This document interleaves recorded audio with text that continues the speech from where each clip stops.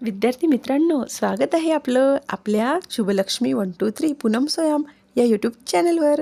रंगूया गोष्टींच्या दुनियेत या सदराखाली सादर होणाऱ्या आजच्या गोष्टीचं नाव आहे मांजर आणि तिची पिल्लं. एक होती मांजर, तिची 4 पिल्लं होती. एके दिवशी मांजर घराबाहेर गेली. नंतर एक लांडगा तिथे आला. घरात कोणी आहे का ते हळूच पाहिलं. मांजराचा वास घेत घेत दार वाजवलं. मांजरीची बाळं घाबरली, पण दार उघडलं नाही. आतूनच विचारलं, कोण आहे बाहेर? आधी तुमचा हात दाखवा, हात पाहू आणि मगच दार उघडू.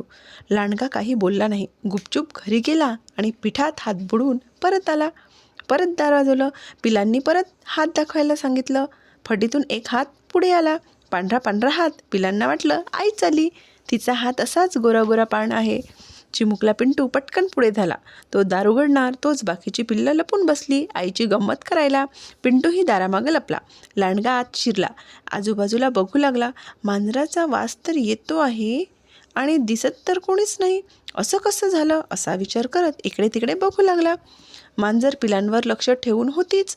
घरात कोणीतरी शिरताना तिनं पाहिलं आणि तशीच परत आली. मांजर अचानक परत आलेली पाहून लांडगा एकदम घाबरला व धूम ठोकून पळून गेला. मांजर आणि तिची पिल्लं आनंदानं नाचू लागली.